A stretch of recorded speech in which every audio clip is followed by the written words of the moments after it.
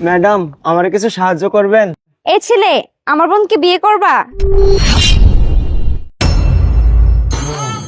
কি হলো, পছন্দ হয়েছে তোমার? আল্লাহ নবীজি নাম। ম্যাডাম, আমার কিছু সাহায্য করবেন? এই ছেলে, আমার বোনকে বিয়ে করবা?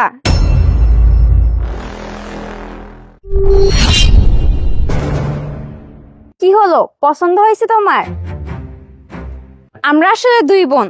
তুমি যদি আমার বোনকে বিয়ে করো, তাহলে আমার বোনের সব সম্পত্তি তোমার নামে লিখে দেওয়া হবে।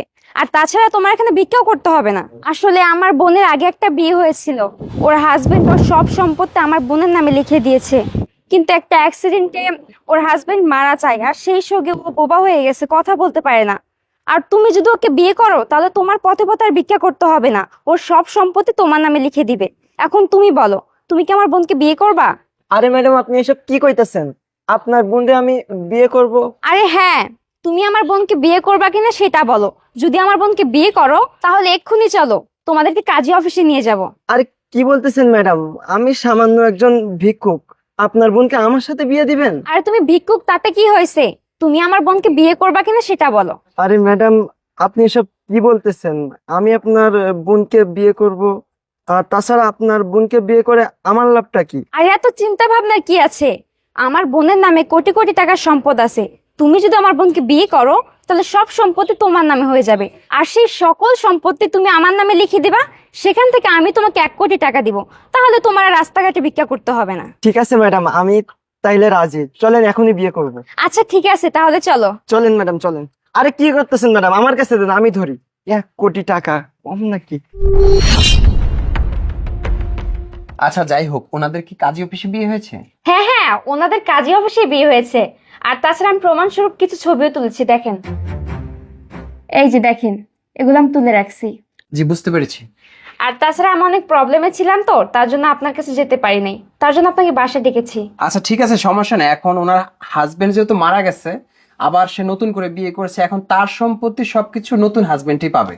আচ্ছা, সেক্ষেত্রে আপনার কি কোনো আপত্তি আছে? না না, আমার কোনো প্রবলেম নেই, ওর সকল সম্পত্তি ওর হাজবেন্ডের নামে লিখে দেন। আচ্ছা ঠিক আছে, আমি সবকিছু রেডি করে নিয়ে আসছি। আর হ্যাঁ, মমিন সাহেব, আপনি এখানে সিগনেচার করে দেন, আর আপনার ওয়াইফের একটা সিগনেচার লাগবে এখানে।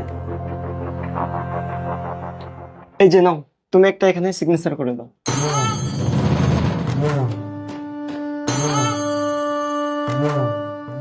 আচ্ছা, থ্যাংক ইউ। তাহলে আমি আজকে উঠি, হ্যাঁ? কোনো সমস্যা হলে অবশ্যই আমাকে ডাকবেন। আসসালামু আলাইকুম। যাক, ভালোই হয়েছে। এই যে দেখ আমার চালাকি, আমি সবকিছু রেডি করে নিয়ে আসছি। এই ফকিনীর বাচ্চা, এখন তো সব সম্পত্তি আমার নামে লিখে দে। সম্পত্তি? কিসের সম্পত্তি? এই ফকিনীর বাচ্চা, তুই কি ভুলে গেছিস তোর সাথে আমার কি কন্ট্যাক্ট ছিল? ভালোই ভালোই বলছি, আমার নামে সব সম্পত্তি লিখে দে, না হলে কিন্তু আমি পুলিশকে ফোন দিতে বাধ্য হব।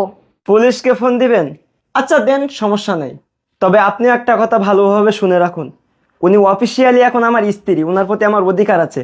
আর আপনি বলছেন না আপনার সাথে আমার অতীতে কথা হয়েছিল, কন্ট্যাক্ট হয়েছিল, অতীতে কি হয়েছে না হয়েছে ওগুলো সব বাদ। এই ফকিনীর বাচ্চা, তোকে ভালোই ভালোই বলছি, সব সম্পত্তি আমার নামে লিখে দে। আর তা না হলে তোর কাছ থেকে কিভাবে সম্পত্তি আদায় করতে হবে এটা আমার ভালো করে জানা আছে। আরে ম্যাডাম, আপনি কি আদায় করবেন? আদায় তো আমি করেই ফেলেছি।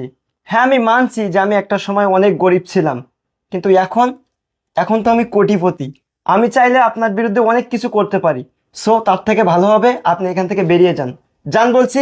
ফকিনীর বাচ্চা, আমি তোকে দেখে নিব। দেখুন, আপনি কিছু মনে করবেন না, আসলে আপনার সাথে যেটা হতে যাচ্ছিল সেটা একটা অন্যায়।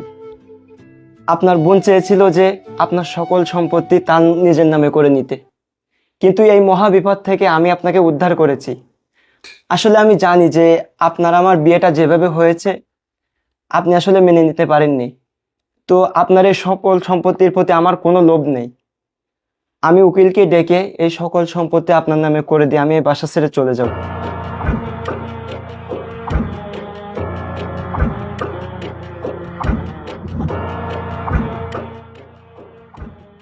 আমি বোবা, কথা বলতে পারি না, তবে আমি আমার লাইফে আপনার মতো একটা মানুষ পেয়ে ধন্য। আমি অনেক খুশি হয়েছি, বিশ্বাস করেন। আমার সম্পত্তির ওপর কোনো লোভ নেই, কিন্তু আপনাকে একটাই রিকোয়েস্ট করব, সারাটা জীবন আমার পাশে থেকে যান। দেখো, আমি তোমার সব কথা বুঝতে পেরেছি, আমাকে আর বোঝাতে হবে না। আর আমি তোমাকে কথা দিচ্ছি যে আমি ভালো ডাক্তার দেখিয়ে তোমাকে সুস্থ করে তুলবো।